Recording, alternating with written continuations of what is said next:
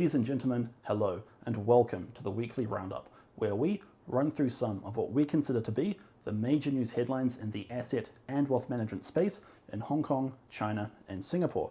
The week of 25 through 29 May 2020 saw some interesting developments. The biggest development of the week concerned the future of Hong Kong as a global financial centre and the potential directions its future course could chart.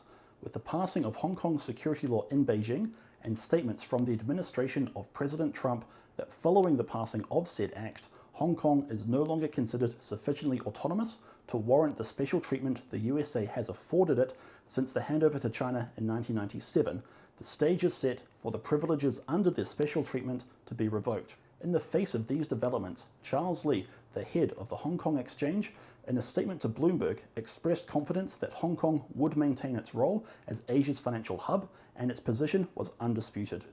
Mr. Lee cited the opportunities for Hong Kong to seize on Chinese companies delisting from USA bourses and also pointed to the recent arrangement with MSCI, whereby Hong Kong Exchange will now offer 37 futures and contracts based on MSCI equity indices in Asia and emerging markets. Additionally, and as covered in last week's weekly roundup, Hong Kong has substantial opportunities within the Greater Bay Area in the asset and wealth management space. In the face of this optimism is the uncertainty faced by foreign firms as to how far the rollback of Hong Kong's privileges will go, and if there will be financial sanctions placed on companies or individuals in China.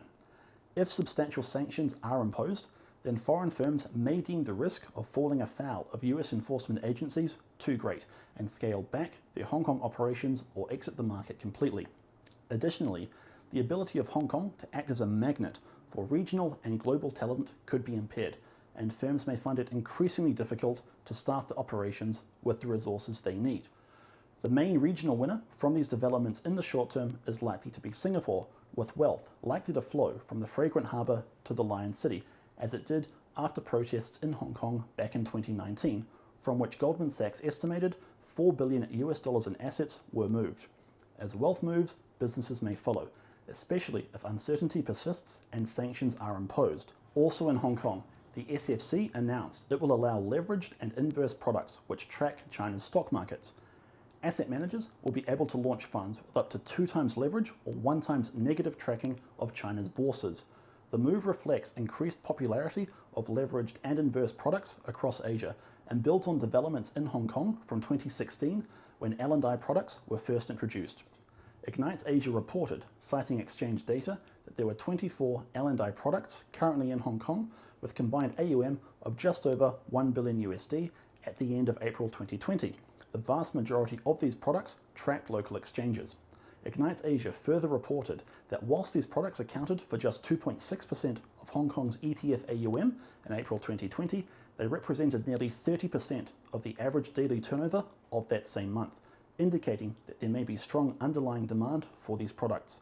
This view is reinforced by industry professionals quoted by Ignites Asia, and firms like CSOP and China AMC are expected to launch products to tap into the expected demand. Rounding out news in Hong Kong, the SFC authorised the first actively managed bond fund available to retail investors using the open-ended fund company structure since the regime was launched in 2018. Fund Selector Asia reported that BEA Union Investment will launch an APAC bond fund using the OFC regime. This will be the 6th OFC fund launched, with 3 others being ETFs and 2 being private funds. Turning our focus to China, we see that the number of ETFs are rising rapidly, with 9 ETFs launched last week and 5 on the same day. So far in 2020, 46 ETFs have been launched, and this number is expected to exceed last year's 91. Despite this burst of activity, Chinese regulators may be blocking the approval of ETFs focused on China's technology stocks, with Ignites Asia citing data provider Wind, who notes that no technology-linked ETFs have been approved since March. Ignites Asia observed that the reason for this halt in approvals is unclear, but industry sources speculated that it is a preemptive measure to curb the explosive growth in AUM that technology ETFs have experienced recently. Last week saw a surge in pension fund-of-fund launches as reported by China Fund News, with 9 of the funds launched on a single day. This brings the number of pension fund-of-funds launched in May to 15 and the total number for the year to 21. China Fund News attributed the desire of fund managers to take advantage of low asset prices to launch these long-term investment products. Additionally, regulatory support from CSRC and CBIRC, both of whom have made recent statements in support of the acceleration of pension investments and pension fund-of-fund launches to bolster China's third pension pillar. Currently, there are 72 pension fund-of-funds with combined AUM of circa 30 billion RMB, according to Shanghai Security News. These numbers and AUM are expected to increase rapidly through a combination of policy support, attractive returns, and reforms to China's pension system. This explosion should provide foreign asset managers currently in China or looking to enter the market with substantial opportunities to showcase their pension fund experience. Turning to institutional investors, Bloomberg reports China Investment Corporation's Executive Vice President announced that the $941 billion sovereign wealth fund will seek more resilient assets to invest in, whilst keeping its target of 50% allocation towards alternative and direct investments in its global portfolio by 2022. The fund increased investments in investment-grade loans and healthcare and IT stocks. Recent market volatility has seen CIC tilt its investment mix to avoid excessive volatility and permanent losses in its portfolio. This follows the lead of Norway's wealth fund and its plan to liquidate over $38 billion in assets to meet its liquidity needs. CIC maintained its commitment to long-term investing despite short-term market turmoil. Finally, in the foreign asset manager space, AMEC announced that UBP's wfoe would receive a qdlp license, permitting it to launch domestic funds to invest in alternative and traditional products overseas.